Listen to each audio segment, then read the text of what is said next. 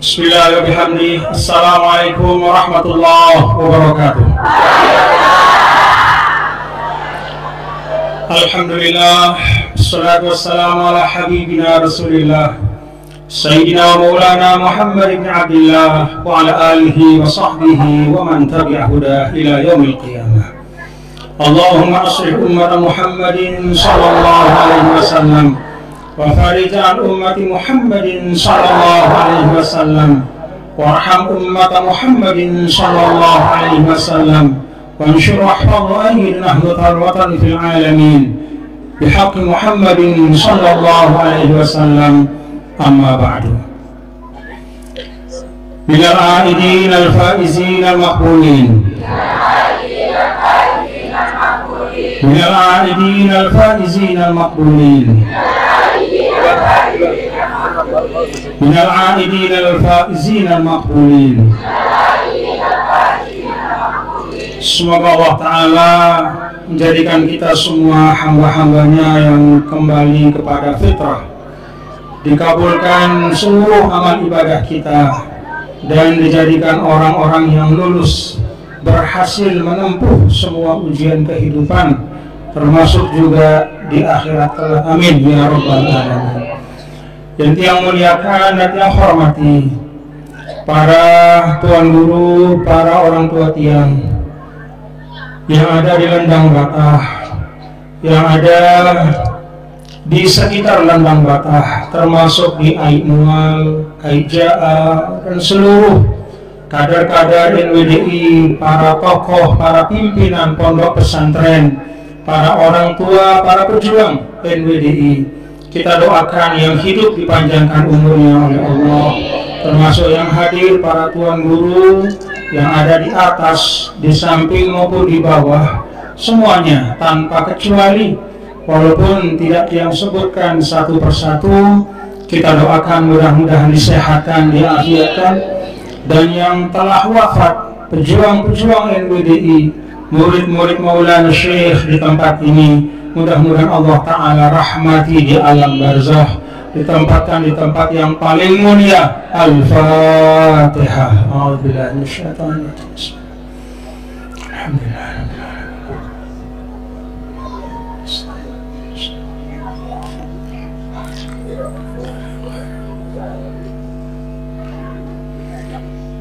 Ibu Wakil Gubernur sekaligus Ketua Umum Pimpinan Pusat Muslimat NWDI, Bapak Ibu Dr. Hajjah Siti Rohmi Jalilah, beserta Ustaz Muhammad Haji Muhammad Khairul Rizal, Ketua 1 PBNWDI, dan juga Ketua Dewan Pimpinan Wilayah Partai Perindo NTB, yang kita doakan beliau-beliau juga melaksanakan amanah dengan sebaik-baiknya. Ada hadir pula Ummu Azza Haji Harika Zun Majdi sebagai Ketua 1 PP Muslimat NWDI, Pimpinan Pusat Muslimat NWDI. Ada Al-Ustaz Muhammad Rifki Farabi Ananda, Al-Ustaz Muhammad Rifki Farabi, Ketua Umum Pengurus Pemuda, Pimpinan Pusat Pemuda NWDI, dan seluruh yang tidak dapat yang sebutkan satu persatu, termasuk sahabat-sahabat tiang yang ada di tempat ini, rekan-rekan tiang sejak dulu di Pancor, juga ada beberapa yang ada di Lendang Batah, di Aigmual, di daerah semua yang tiang hormati, dan Bapak Ibu para jamaah sekalian, keluarga besar tiang di Lendang Batah, rahimakumullah wa hafizakumullah. Semoga Allah rahmati kita semua dan lindungi lahir batin kita, dijaga. Amin ya rabbal alamin. Alhamdulillah, pada pagi menjelang siang hari ini, masih dalam bulan Syawal 1444 Hijriah, tiang pelungguh kita semua bersama dengan para tamu yang hadir di tempat ini, kita berhalal bihalal, kita bermaaf-maafan sebagai penyempurna dari ibadah Ramadan kita, di mana pada Ramadan bapak-bapak ibu pelungguh tiang kita semua ikan bahwa beragam ibadah kita lakukan supaya Allah sayang kepada kita nih. Kita puasa tahan dari rasa lapar, haus, kita tahan emosi, kita tidak mencampuri istri di siang hari, kita tahan lidah kita dari mengucap yang tidak baik. Malam harinya kita isi dengan tarawih, kita bertadarus, kita berzikir, kita tambah dengan sedekah-sedekah semampu kita. Maka pada bulan Syawal ini kita sempurnakan hablum minallah kita dengan hablum minan nas, saling memaafkan.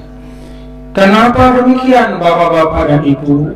Allah Ta'ala sampaikan dalam Al-Quran, wa an ta'fu aqrabu littaqwa, bahwa dengan memberi maaf atau bahasa kita berhalal bihalal, bahasa kita saling memaafkan, aqrabu littaqwa, itu akan lebih mendekatkan kepada takwa. Bapak ibu ingat ayat puasa ini, la'allakum. Jadi puasa itu juga jalan menuju takwa. Ibarat mobil berjalan terus dia menuju takwa supaya semakin cepat, supaya semakin gampang sampai kepada darajatul muttaqin. Maka kita ingat firman Allah tadi, wa anta'fu, saling bermaaf-maafanlah. Memberi maaf itu akan lebih mendekatkan kita kepada takwa kepada Allah. Ini yang kita syukuri Bapak Ibu, dan ini adalah satu kebiasaan kita sebagai umat Islam di Indonesia. Alhamdulillah kita berhalal bihalal. Mudah-mudahan dengan halal bihalal ini persaudaraan kita satu sama lain bisa semakin kokoh.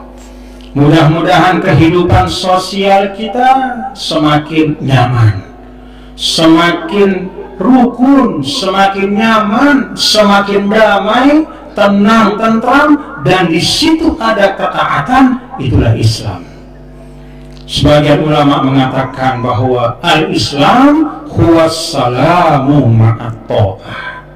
Yang namanya Islam itu sederhana, as-salamu ma'at ta'ah, yaitu hidup yang dipenuhi dengan kedamaian, ma'at ta'ah, dan diisi dengan ketaatan kepada Allah.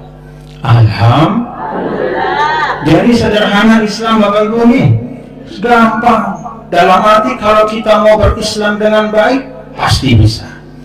Kalau kita ingin menjadi manusia yang baik, menjalani tuntunan agama, pasti bisa. Apapun status kita, sebutan kita, baik sebagai tuan guru dengan ilmunya, baik dengan sebagai jamaah dengan semangatnya mengaji, sebagai pendidik, sebagai petani, sebagai pegawai, sebagai pejabat, sebagai tentara, sebagai polisi, apapun, selama kita mau menempuh jalan kebaikan itu, maka insya Allah kita akan sampai kepada ridha Allah Subhanahu wa Ta'ala. As-silmu wassalam ma'at ta'ah. Islam itu pesannya adalah hidup yang damai, nyaman, rukun, dan di dalamnya ada ketaatan kepada Allah Subhanahu wa Ta'ala. Ini yang pertama Bapak Ibu. Tiang pelungguh saling memaafkan nih. Tiang secara langsung sebagai orang yang diamanahkan memimpin NWDI, maqam al-imamah wal qiyadah itu adalah maqam yang sering ada kekeliruan dan kesalahan sebagai pemimpin di organisasi, di jamaah. Karena itu tiang tunas maaf atas segala kehilafan tiang nih. banyak hajat-hajat yang tidak dapat tiang tunaikan, tiang tunas maaf. Ada niat-niat pelungguh, niat-niat kebaikan yang tidak bisa tiang hadiri langsung, tiang tunas maaf. Dimaafkan nih?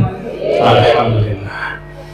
Yang kedua, Bapak Ibu hadirin dan hadirat sekalian yang dirahmati Allah Subhanahu wa Ta'ala, tiang mengajak pelungguh kita semua, marilah kita laksanakan amanah kita, apapun amanah kita, dengan sebaik-baiknya. Kalau pelungguh perhatikan dalam Al-Quran, dulu pernah ada kejadian Ka'bah, mohon maaf, kiblat dipindah oleh Allah. 16 bulan Nabi bersama para sahabat di Madinah menghadap Baitul Maqdis, Al-Masjidil Aqsa. Lalu turun perintah Allah Ta'ala, "Falanuwalliyannaka qiblatan tardaha fawalli wajhaka syatral masjidil haram." Dilihat Rasulullah SAW, qad nara taqalluba wajhika fis sama. Nabi melihat atas terus. Di hati Nabi ingin supaya umat Islam ini kiblatnya adalah kiblat Abul Anbiya, yaitu Nabi Ibrahim alaihissalam, yaitu ke Ka'bah. 16 bulan Nabi berangan, bahasan yang pelungguh ini ingin sekali. Maka Allah respon. Nah, ini istimewanya Nabi kita yang mulia, Nabi besar Muhammad Sallallahu Alaihi Wasallam. Direspon oleh Allah, "Qad nara taqalluba wajhika fis sama." Kami lihat ya Muhammad bagaimana resahnya dirimu. "Falanwalliyannaka qiblatan tardaha."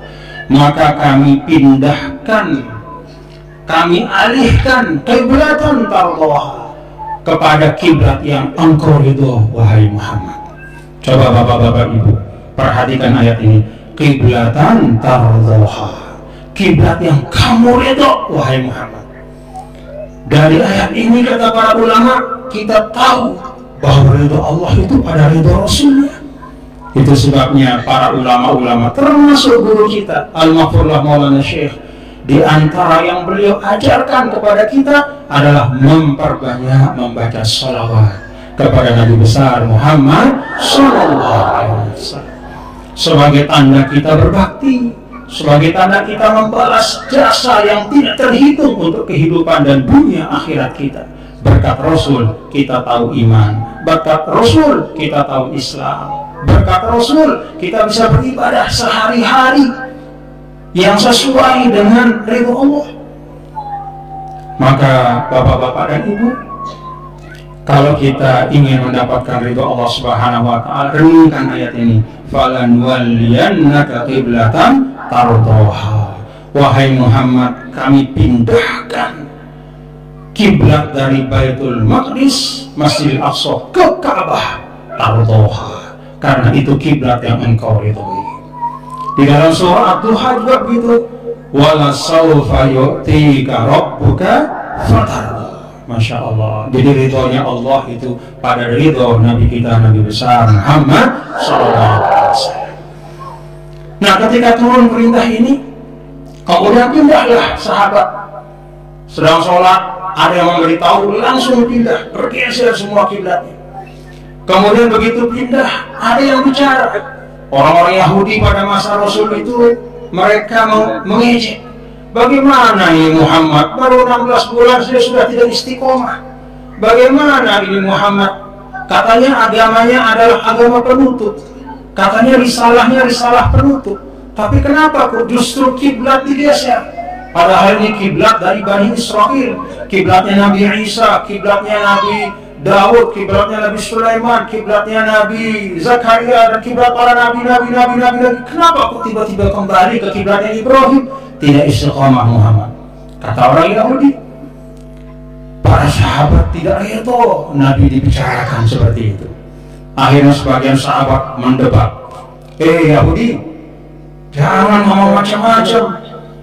Ini dipindahkan kiblatnya karena inilah yang paling baik.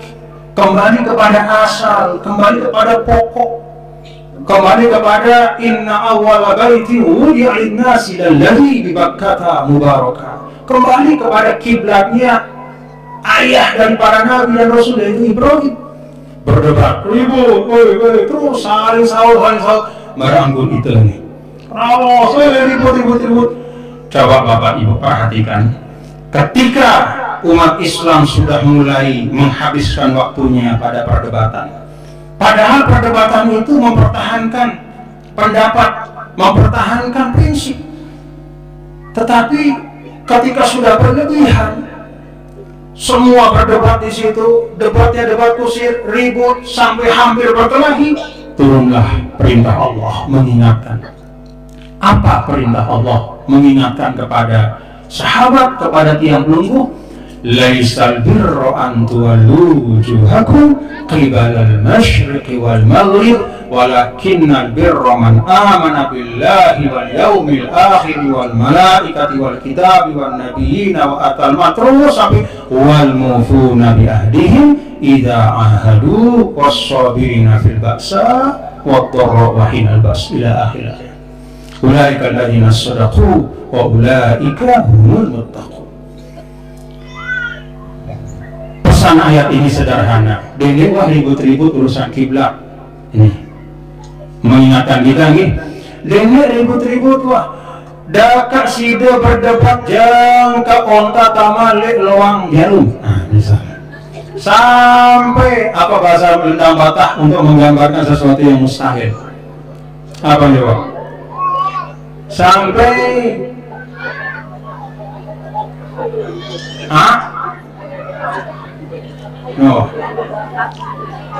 sampai putih gulung gagak. Kalaupun kamu mendebat mereka sampai akhir zaman, sampai gulung gagak itu rambutnya putih, yang mana itu tidak mungkin, karena gagak itu bulunya hitam, itu tidak bisa merubah pendapat mereka. Jadi nggak usah menghabiskan waktu di situ. Jangan menganggap bahwa itu paling pokok. Menghadap Ka'bah, kiblat pada saat sholat itu syarat sah sholat. Tetapi bukan di situ letak daripada keseluruhan inti beragama. Maka Allah Ta'ala mengatakan al-birru, kebaikan yang istimewa, yang lebih dari sekadar menghadap Ka'bah adalah apa? Beriman kepada Allah, memberikan kelebihan rezeki kepada orang yang membutuhkan, dan diantaranya wal mufuna bi ahdihim idza ahadu, menunaikan amanah-amanah yang ada pada diri mereka, janji-janji yang sudah ditetapkan. Idza ahadu, kalau sudah berjanji tunaikan komitmennya. Kalau kita misalnya sebagai bangsa Indonesia, kita mengikut dari para ulama dulu. Ketika sebelum Indonesia merdeka, para ulama kita berjuang, lalu merumuskan bangsa Indonesia, lalu ikut dalam menyusun dokumen-dokumen kita berbangsa, ikut menyusun Pancasila, ikut menyusun Undang-Undang Dasar, ikut membangun negara. Kita hari ini yang meneruskan para ulama itu harus tetap pada komitmen dari para ulama menjaga negara kesatuan Republik Indonesia. Itu bagian dari mengamalkan ayat tadi. Amanah-amanah kita apapun, amanah kita untuk diri kita, diberikan kesehatan, pakai kesehatan itu untuk kebaikan. Amanah ilmu yang ada pada diri kita, kita bisa mengajar, masuk ke kelas, ngajar. Kita sebagai polisi, amanah menjaga keamanan, pergi, amankan, jaga keamanan. Tentara menjaga pertahanan kita, berdiri garis depan, menjaga Indonesia dari segala macam tantangan, dari musuh-musuh dari luar maupun dari dalam. Laksanakan amanah kita. Pemimpin organisasi, ibu-ibu yang ada di rumah masing-masing pelungguh punya amanah atau enggak? Punya amanah atau enggak? Salah satu amanah yang utama untuk kita ini, bapak-bapak ibu, tadi disampaikan oleh Ibu Wakil Gubernur, anak-anak kita. Didik bagus-bagus nih. Kalau bapak ibu, ibu-ibu tiang, ina-ina tiang, bapak-bapak tiang memasukkan anaknya sekolah, memastikan anak kita mendapatkan ilmu yang baik, maka itu termasuk wal mufuna bi ahdihim idza ahadu. Itu satu dari sifat orang yang bertakwa. Kadang bapak ibu kita memaknakan anak-anak itu hanya sebagai hibah. Hibah itu artinya hadiah. Kita lupa bahwa anak dalam Islam itu selain dia hibah, dia amanah. Dia itu adalah hadiah tapi juga titipan. Sebagai hadiah, Kata Allah dalam Al-Quran, li'ahabalaki gulaman zakiya. Diutus malaikat datang kepada Nabi Zakaria. Begitu bertanya Nabi Zakaria, siapa Anda? Kami malaikat diutus oleh Allah untuk memberi kabar gembira, kamu akan diberi hadiah. Apa hadiahnya? Gulaman zakiya, seorang bija yang suci dan bersih. Keluarlah Nabi Yahya alaihissalam. Dalam ayat ini, anak itu hibah. Hibah maknanya hadiah. Karena hadiah, kita bersyukur, bergembira. Alhamdulillah. Dengan sehingga berdua bija, bahkan dalam Islam dimasyhurkan, disyariatkan kita untuk menunjukkan kegembiraan kita. Di antaranya begitu keluar, apa itu? Berkuris, berakikah. Kemudian kita diminta untuk memperbanyak doa. Kemudian kita berbagi kabar gembira. Itu tanda bahwa anak-anak itu adalah hibah hadiah. Karena dia hibah hadiah, kita gembira. Tapi jangan lupa, selain dia adalah hibah atau hadiah, dia juga adalah amanah. Amanah itu artinya titipan dari Allah Subhanahu wa ta'ala. Kalau sebagai hadiah kita gembira, sebagai amanah kita didik sebaik-baiknya. Dua hal ini harus kita pahami. Nah, ini yang kedua yang dia sampaikan. Mari kita tunaikan amanah kita sebaik-baiknya, Bapak Ibu. Kalau kita menunaikan amanah dengan baik dan fokus, sebagaimana kata Rasul, ibadah binafsika tsumma biman ta'ul. Mulaikan dari dirimu dan dari orang-orang yang menjadi tanggunganmu, baru kita ngurus orang lain. Jangan kita dahulukan ngurus orang lain, tapi lupa ngurus diri kita, lupa memperbaiki diri kita. Kita fokus memperbaiki orang, lupa bahwa yang utama kita pertanggungjawabkan nanti diri kita. Kullu nafsin bima kasabat rahina. Ingat, berdiri masing-masing diri kita nih. Mudah-mudahan Allah memberikan kekuatan.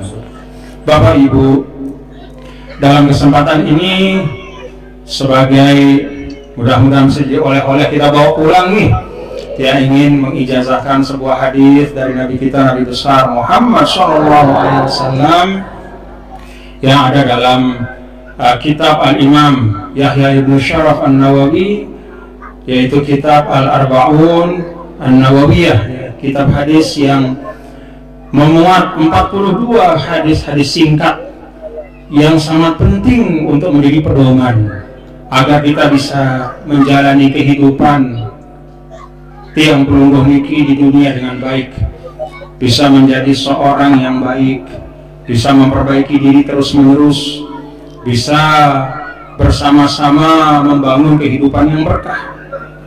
Hadis yang ke-7, Al-Haditsus Sabiq, yang ke-7 dari kitab Al-Arba'un An-Nawawiyah. Tiang baca, kemudian Bapak Ibu ikuti, tiang baca ikuti, nanti kita tiang ijazahkan, terus pelungguh bilang tiang terima ijazah. Bismillahirrahmanirrahim. Alhamdulillahirabbil alamin. Wassalatu wassalamu ala asyrafil mursalin wa ala alihi wa sahbihi ajma'in. Wa bisanadi al-muttasil wa bisanadi al-muttasil ila imamil muallif wa huwa al-imam Yahya ibn Syaraf An-Nawawi fi kitabih al-arba'in al-haditsus sabi' an Abi Ruqayyah Tamim ibn Aus Ad-Dari radhiyallahu anhu anna Nabiy sallallahu alaihi wasallam qala ad-dinun nasihah. Qulna liman ya Rasulullah? Qala lillahi wa li kitabihi wa li rasulihi wa li a'immatil muslimin wa 'ammatihim. Rawahu Al-Bukhari wa Muslim. Alhamdulillah. Yang ijazahkan hadis ke-7 dari Al-Arba'in An-Nawawiyah. Dia ijazahkan hadis ke-7 dari Arba'in Nawawiyah. Dia ijazahkan hadis ke-7 dari Arba'in Nawawiyah. Alhamdulillah. Bapak Ibu, hadis ini pendek tapi maknanya dalam.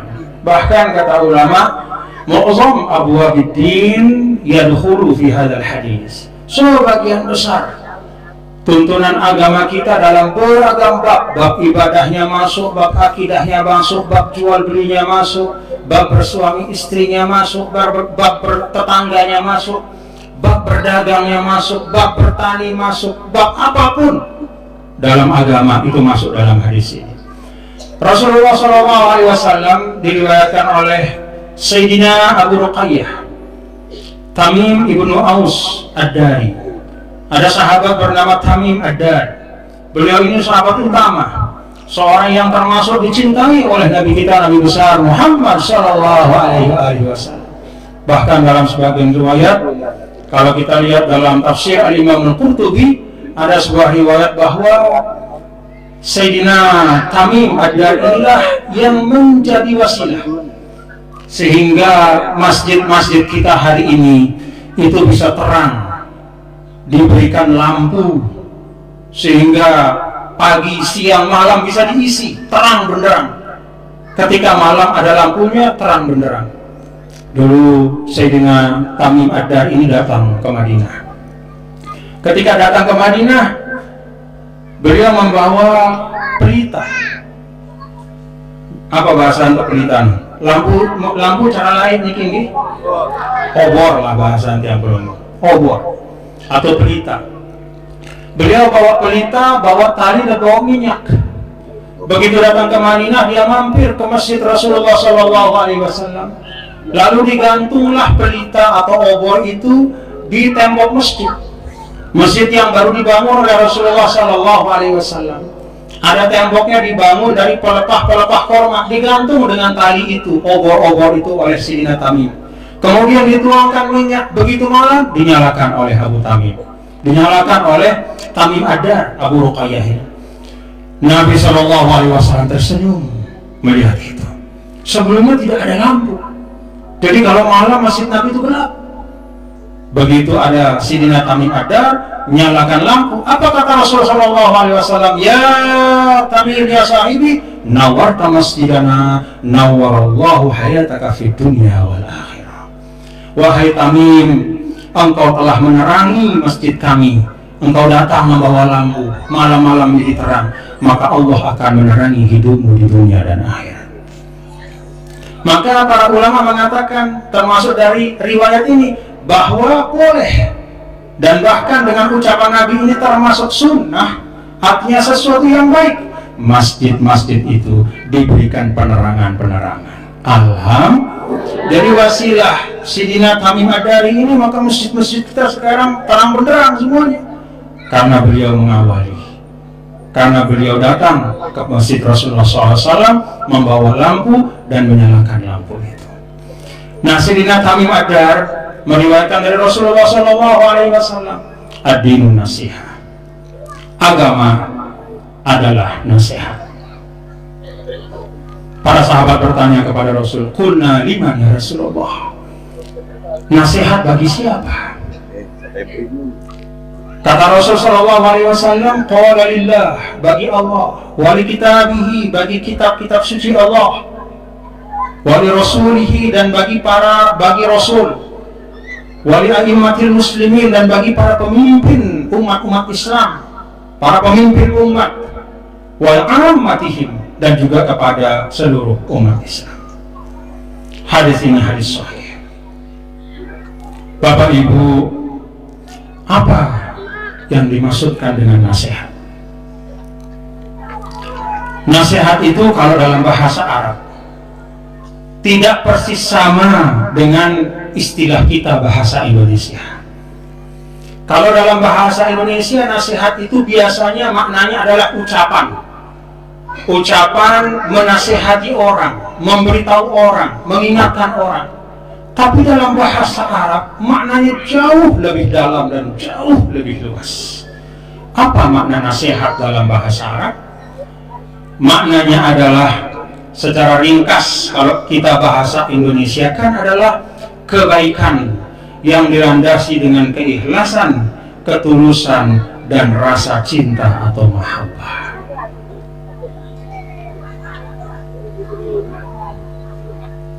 Ikhlasus syai', kebaikan yang landasannya itu keikhlasan, tulus, tetu-tetu, jamak-jamak, dan berlandaskan rasa cinta. Itu nasihat. Maka para ulama menjelaskan nasihat bagi Allah artinya apa? Artinya kita ikhlas beribadah kepada Allah, jaga tauhid kita, kita tunaikan perintah-perintah Allah dengan isi hati, tidak sekedar isi awak doang. Jadi nasihat bagi Allah artinya kita ikhlas kepada Allah, kita tulus mentauhidkannya, menyembahnya, melaksanakan perintahnya, menjauhi larangannya sekemampuan kita, bukan terpaksa, tapi dengan keredaan dan keikhlasan. Wal mahabbah, dan dengan kasih sayang, cinta. Karena itu para ulama sering mengingatkan ketika kita bicara tentang takwa. Kadang Bapak Ibu kalau kita bicara tentang takwa itu yang kita pahami sekadar rasa takut saja. Sebenarnya rasa takut itu bukan takut untuk menjauh, tapi justru takut menjadi jauh. Paham Bapak Ibu ya? Takut untuk menjauh itu adalah kalau kita takut kepada sesuatu yang buruk.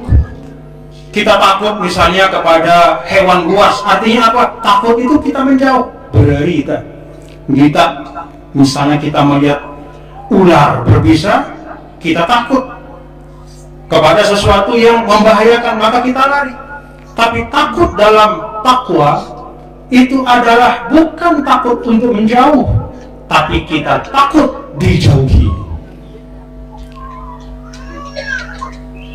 Bagaimana caranya kita tunaikan perintah Allah dengan baik? Dan di dalam melaksanakan perintah Allah itu ada keikhlasan, ketulusan, wal mahabbah, ada rasa cinta. Jadi itu inti dari makna nasihat dalam bahasa Arab, kebaikan yang lahir dari ketulusan dan kecintaan. Wali kitabihi, nasihat bagi kitab Allah kepada Al-Quran maknanya apa? Kita cintai Al-Quran, kita pelajari apa isinya, kita pahami maknanya dengan penuh rasa sayang, bisyaghahin wa mahabbatin, ada semangat mau tahu apa pesan Al-Quran tentang tiang, apa pesan Al-Quran bagaimana atau cara bertetangga, apa pesan Al-Quran tentang mencari rezeki, apa pesan Al-Quran tentang beribadah, apa pesan Al-Quran tentang masyarakat. Kita mau tahu, kita belajar dengan rasa cinta, ikhlas, tulus. Itulah yang dimaksudkan dengan likitabihi. Wali rasulihi, nasihat bagi Rasul artinya apa? Bukan maknanya kita bernasihat kepada Nabi, tidak. Tapi nasihat bagi Rasul artinya adalah bahwa kita mencintai Nabi kita, Nabi besar Muhammad Sallallahu Alaihi Wasallam, dan dari cinta itu kita ikut miring turut sunnah beliau. Ada ikhlas dan ada cinta, itu nasihat. Wali a'immatil muslimin, dan juga kepada para pemimpin. Nasihat kepada para pemimpin. Kalau kata ulama, pemimpin itu ada dua macamnya. Yang pertama al-umara, pemimpin dalam arti yang memimpin kita di dalam pemerintahan. Ada Pak Camat untuk kecamatan, ada Pak Bupati untuk kabupaten, ada Pak Gubernur untuk provinsi, ada presiden untuk satu negara. Itu semua pemimpin-pemimpin kita. Apa arti nasihat bagi pemimpin? Pertama, kata para ulama, mu'awanatuhum alal haq. Kita bantu para pemimpin itu melaksanakan kebaikan-kebaikan. bangun jalan, bagus satu nih dorong iki, bantu. Kalau misalnya kita punya tanah, mohon maaf, kena perluasan jalan, jangan kita berat-beratkan, apalagi semeter, 2 meter, oh dikumile, misal, dikumile, ganti, harga 10 kali lipat, sesuai dengan yang saya mau, nah boleh. Ingat, nasihat li a'immatil muslimin, nasihat kepada para pemimpin, artinya apa? Pertama, mu'awanatuhum alal haq, kita bantu dalam kebaikan. Program-program pemerintah desa, ada Pak Kepala Desa, Pak Camat, ada TNI, Polri, Bapak Bupati, Bapak Gubernur, Bapak Presiden, semua kebagusan-kebagusan program pembangunan itu termasuk pengamalan hadis ini. Nasihat li a'immatil muslimin, mu'awanatuhum alal haq, bantu untuk sukseskan programnya. Paham Bapak Ibu? Jadi kalau belum tiang misalnya ikut mendoakan, ikut membantu berkontribusi untuk mensukseskan program pembangunan, itu melaksanakan hadis ini, melaksanakan perintah Rasul. Karena itu bukan hanya baik untuk dunia kita, bukan hanya baik untuk bangsa kita, itu juga baik untuk agama kita, karena kita melaksanakan ibadah. Yang kedua, kata para ulama, ad-du'a ulahum bil islah, cara nasihat kepada para pemimpin, nasihat bagi para pemimpin. Maknanya yang pertama tadi membantu mereka dalam semua hal-hal yang baik. Yang kedua, ad-du'a lahum bil islah, doakan supaya mereka jadi pemimpin yang baik. Itu cara kita bernasihat bagi para pemimpin. Maka dalam hizib, Allahumma aslih wulata umuril muslimina ajma'in wa waffiqhum lima tuhibbuhu wa tardahu min naf'il ibadi wal biladi ya karim. Tidak disebut siapanya. Ya Allah, kita doa seperti dalam hizib, perbaiki keadaan para pemimpin kami yang mengurusi umat, yang mengurusi bangsa. Tidak kita sebut, tidak kita batasi. Oh, bantu perbaiki gubernur NTB saja, enggak. Yang kita tidak tahu namanya, yang kita tidak kenal pribadinya, sepanjang dia memimpin di suatu tempat, kita doakan semoga dia menjadi pemimpin yang baik. Nih, itu ajaran Islam. Kenapa? Karena tidak ada di dunia ini yang terpisah, Bapak Ibu. Misalnya kita doakan, kita hanya mendoakan, ya Allah perbaikilah para pemimpin kami di NTB. Lalu kemudian di daerah lain ternyata pemimpinnya pemimpin yang tidak baik. Begitu kita pergi ke daerah itu, kena atau tidak kita sesuatu yang tidak baik? Karena tidak ada di dunia ini yang tidak terhubung satu sama lain. Karena itu kita mendoakan pemimpin umat di mana saja, termasuk pemimpin di Arab sana, pemimpin di Mekah Madinah. Kenapa kita perlu pemimpin yang baik di Mekah Madinah? Walaupun kita bukan penduduk Mekah Madinah, tapi ketika kita pergi ke sana, baik umroh maupun haji, kebaikannya pasti akan kita peroleh kalau dia pemimpin yang baik. Tapi kalau dia pemimpin yang tidak baik, kezalimannya pasti akan menimpa kita juga. Tuh, Bapak Ibu, paham Bapak Ibu? Mendoakan pemimpin dengan kebaikan itu adalah ibadah. Sebaliknya, mendoakan pemimpin untuk celaka berarti lawan dari ibadah. Apa lawan dari ibadah? Maksiat.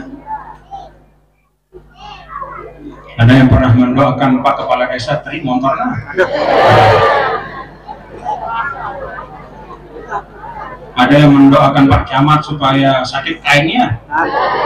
Kalau iya tobat, cepat nih, tobat. Wah, itu bukan ajaran Islam. Itu bukan ajaran Islam. Doakan yang baik.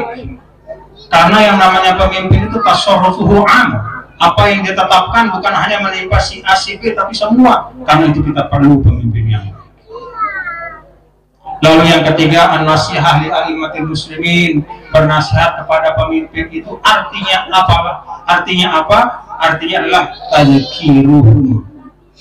tadzkiruhum wa irsyaduhum bilutfin wa sirri. Mengingatkan, menasehati, memberitahu kalau mereka salah, bilutfin wasirin, yaitu dengan cara yang lembut dan jangan di depan orang banyak. Itu tuntunan Islam. Maka Sayyidina Abdullah bin Abbas ketika ditanya bagaimana cara menasihati seorang pemimpin, wahai sepupu Rasulullah SAW, apa kata Sayyidina Abdullah bin Abbas? Ikhtalihi wansoh, tarik tangannya berdua saja, 4 mata, jangan di depan podium, jangan di depan banyak orang. Lalu kemudian bawa dia ke tempat yang sepi, berdua saja, 4 mata istilah kita, lalu nasihati dengan baik. Itu cara kita menasihati pemimpin. Bukan teriak-teriak, bukan dengan mengumpat-menghujat. Kenapa? Karena yang namanya pemimpin itu punya haibah. Yang namanya pemimpin itu dia punya kehormatan yang Allah Ta'ala dan Rasulnya berikan. Ya ayyuhalladzina amanu atiullaha wa atiur rasul wa ulil amri minkum. Jadi nasihati dengan baik. Jangan gagah-gagahan nih. Kalau misalnya melihat Pak Camat, misalnya ada 1-2 kekeliruan, bertamu saja ke rumahnya. Assalamualaikum Pak Camat. Kalau boleh tiang usul nih. Menurut tiang ada kebijakan pelungguh niki yang kurang pas. Nunas, coba pelungguh luruskan. Kalau begini caranya nanti masyarakat akan tidak tenang, misalnya. Bagus atau enggak? Bagus atau enggak? Bagus. Dulu ada orang datang kepada Khalifah Ma'mun, lalu dia keras kepada Khalifah Ma'mun. Khalifah, kamu ini begini, zalim, gini. Apa kata Sayyidina? Apa kata Khalifah Ma'mun? Qad jaa man huwa khairun laka ila man huwa syarrun minni, fa amarahu Allah Ta'ala biqaulihi faqula lahu qaulan layyina. Pak, dulu ada orang lebih bagus lekan sida, datang menasihati dengan si lebih lengi lekan aku. Coba jauh jamaah nih. Apa pesan Allah ketika itu? Qula lahu qaulan layyina. Bernasihatlah dengan kalimat yang lembut. Siapa yang dimaksudkan oleh Ma'mun? Sayyidina Musa ketika datang kepada Fir'aun. Sayyidina Musa itu Rasul, orang yang sangat mulia. Datang kepada Fir'aun, manusia yang sangat durjana, jahat luar biasa, membunuh, ibaratnya memperkosa, macam-macam lah pokoknya. Wah, sebut kejahatan apapun Fir'aun itu pernah melakukannya, baik secara langsung maupun dengan memerintahkan anak buah. Tapi apa pesan Allah ketika mengirim Musa kepada Fir'aun? Faqula lahu qaulan layyina. Wahai Musa dan Harun, kalian berdua pergi ke Fir'aun, manusia jahat itu, dan nasihati dia dengan kalimat yang lembut. Masya Allah. Apalagi kita pada kita, paham Bapak Ibu? Kita sama kita. Hatta misalnya Tuan Guru, katakanlah Tuan Guru punya ilmu, lalu ingin menasihati jamaahnya, tidak boleh dengan kasar. Bayangkan saja Nabi Musa kepada Fir'aun saja harus lembut, apalagi Tuan Guru kepada jamaah. Nah, ada artinya. Buat apa sombong? Apalagi ada di podium, woi teriak, woi pemimpin, woi. Ketemu tidak pernah, berkenal saya tidak pernah, menyampaikan langsung tidak pernah. Padahal itu perintah dari Allah dan Rasulnya. Dari jauh dia teriak, mengumpat, menghujat, merusak nama baik pemimpin. Itu bukan tuntunan Islam. Paham Bapak Ibu? Paham? Nabi Musa saja kepada Fir'aun, faqula lahu qaulan layyina. Ingat-ingat nih, ingat-ingat Bapak Ibu nih. Nah, ini jadi ukuran. Dari menara dengan ngerompek kayak podium, ini ikutin lah. Kalau kita lihat, memang kadang-kadang gagah, ya. Gagah. Yang namanya ustadz itu, ini rahasia, gitu. Yang namanya ustadz sama Tuan Guru, setannya lihat mikrofon dong. Dalam arti mohon maaf, kalau sudah melihat mikrofon, kadang-kadang lupa diri. Betul atau enggak? Makanya supaya tidak lupa diri, yang cepat-cepat saja selesai. Lupa dia. Semula dia pengecut, suruh-suruh gagah jarinya. Begitu lihat mikrofon, woi langsung menghujat sana sini. Tidak boleh. Justru mikrofon itu adalah munafik pengingat. suaramu tidak hanya sampai di sini tapi jauh ke sana. Suaramu tidak hanya didengar manusia tapi didengar oleh semua pohon-pohon itu yang akan bersaksi kepadamu. Pengingat. Paham Bapak Ibu? Kalau ada orang gagah-gagah, apalagi ini mau musim pemilu, biasanya banyak yang gagah-gagah itu. Nyorak, teriak, woi, pakai takbir segala macam, isinya hujatan, umpatan, tutup divisinya. Kalau ada masuk di WhatsApp, buang. Jangan sampai handphone kita terkotori dengan umpatan dan hujatan seperti itu. Setuju Bapak Ibu? Islam yang diperjuangkan bukan dengan itu. Parahnya Nabi SAW mencak-mencak lain di Mekah. Apakah Bapak Ibu kira bahwa Nabi di Madinah 10 tahun lebih itu kerjanya teriak-teriak? Tidak, lemah lembut. Fabima rahmatin minallah linta. Paham Bapak Ibu? Yang kedua, a'immatul muslimin itu artinya para ulama. Jadi a'immah itu ada dua macam. Pertama umaroh, yang kedua ulama. Kalau umaroh itu nasihat bagi mereka itu tiga hal yang tadi. Pertama, bantu dalam kebaikan. Kedua, doakan untuk menjadi pemimpin yang amanah. Yang ketiga, nasihati dengan cara yang baik dan tidak perlu berteriak-teriak, dengan lemah lembut, dengan cara yang cocok sesuai situasi kondisi. Maka a'immatul muslimin dalam arti para ulama, apa nasihat? Nasihat bagi para ulama itu artinya apa? Nasihat bagi para ulama artinya mengikuti arahan-arahan yang baik dari para ulama kita. Jadi ittiba'uhum, mengikuti arahan-arahan yang baik. Nashru ulumihim, sebarkan ilmunya. Maka dulu kita punya guru Al-Mahfurullah Maulana Syekh, walaupun beliau sudah wafat, tapi kita teruskan pengajian ini. Ini termasuk mengamalkan hadis tadi. Nasihat bagi pemimpin dalam arti nasihat bagi para ulama adalah nashru ulumihim, sebarkan ilmunya. Ittiba'u ta'alimihim, ikuti tuntunan-tuntunannya. Azzabu an sum'atihim, jaga nama baiknya. Saya murid Al-Mahfurullah, tetapi nyumpah pegawaian. Itu menjaga nama baik guru apa tidak? Itu menjaga apa merusak? Azzabu an sum'atihim. Kalau Anda ingin mengamalkan hadis ini kepada guru-guru Anda, an-nasihatu li a'immatihim, an-nasihatu lil ulama, bernasihat bagi ulama artinya salah satu azzabu an sum'atihim, jaga nama baiknya. Kalau kita tidak bisa menjaga dengan sesuatu yang keluar dari mulut kita, maka minimal kita jaga dengan mencegah diri kita dari merusak perjuangannya. Perjuangannya sudah baik, madrasah-madrasah sudah berjalan dengan penuh persaudaraan, jaga, jangan kita rusak. Jangan kita senang memelihara konflik usual dua milintar. Nauzubillah. Paham Bapak Ibu?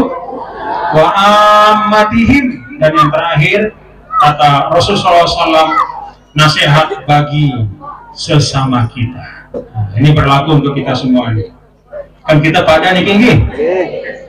Di nara kita sih lebih hebat, barang si lain di nara pada kita tinggi. Kebetulan nara si tokol bawa dari atas. Nara jauh sorban, nara ndi. Ini yang nara sorban. Nara tokong putih, nara si bedeng, nara si ini bertokong. Tapi itu sebenarnya bukan merupakan ukuran mutlak. Kita ini semua artinya amah. Amah itu artinya senasib, sepenanggungan. Sama-sama dalam perjalanan, perjuangan mencari ridho Allah Subhanahu wa ta'ala. An-nasihah li ammatihim, bernasihat bagi sesama umat, itu artinya apa? Ihtiramu ba'dihim ba'dhu. Mari kita saling hormat Deman sida atau hormatin batur. Misalnya aranda Ibu Fatimah, bedait sida. Apa kabar Bu Fatimah? Deman sida? Ibu, umpe kabar dah. Deman itu? Oh, sederhana. Pak Abdullah, apa kabar Pak? Sehat Pak? Kita susah-susah, Abdullah senyum dia kalau begitu nih. Keluar dari rumahnya ketemu misalnya sama tetangganya, hei assalamualaikum saudaraku tetanggaku Pak Abdullah, apa kabar Pak, sehat-sehat? Walaupun kita sakit kain, wah alhamdulillah sehat. Tapi begitu keluar, bedul, ngomong apa bedul? Yang sehat jadi sakit hati. Paham Bapak Ibu? Amalkan hadis ini. Tidak perlu uang, tidak perlu banyak ilmu, cukup ada kemauan, cukup ada alhamdulillah. Dan ingat yang disampaikan oleh para ulama bahwa nasihat itu asasnya 3 yang paling pokok supaya dia benar-benar menjadi nasihat. Apa itu? Keikhlasan, kesungguhan, dan mahabbah, rasa cinta. Ini yang tahu diri kita.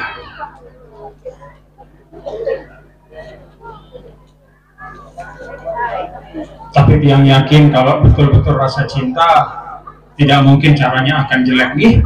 Yang namanya rasa cinta itu dengan cara yang baik. Mudah-mudahan kita bisa mengamalkan hadis ini.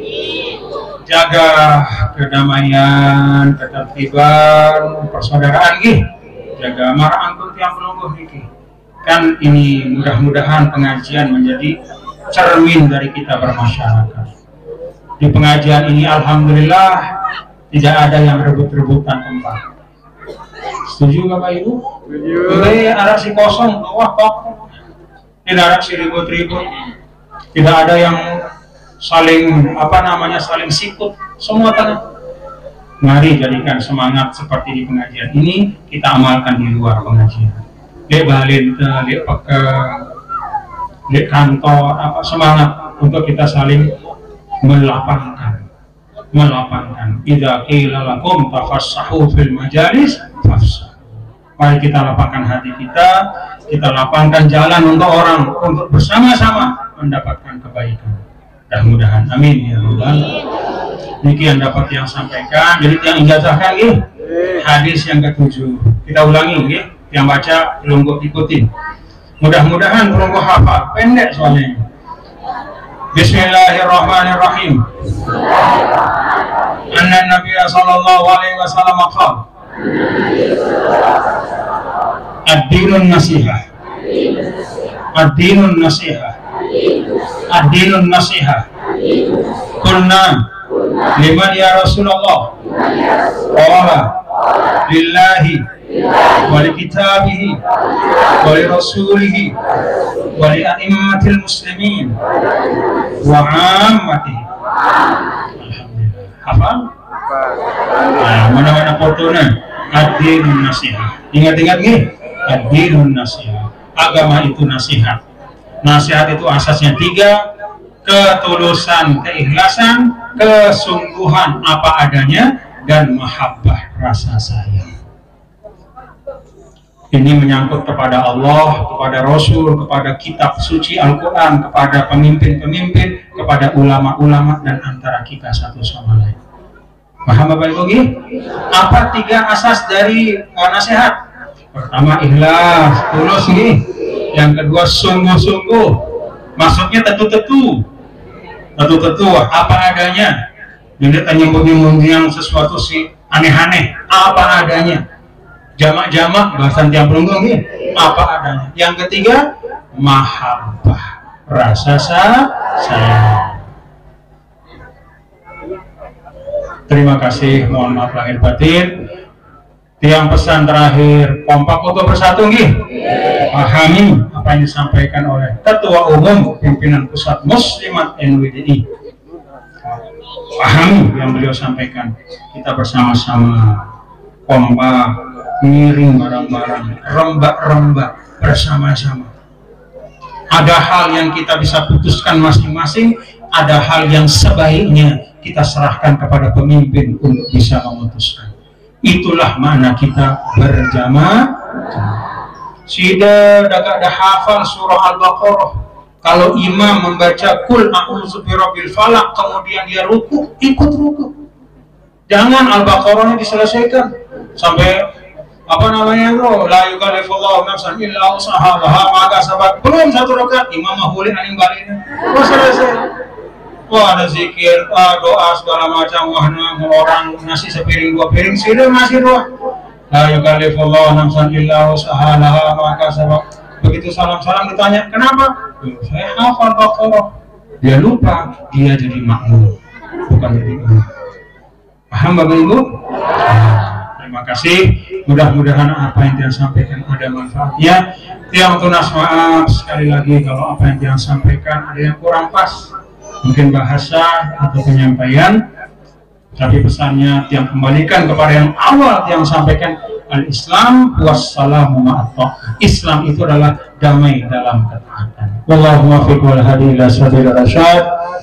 Assalamualaikum warahmatullahi wabarakatuh. NWDI NWDI NWDI pokoknya pokok NW NWDI. Terima kasih. Assalamualaikum warahmatullahi wabarakatuh.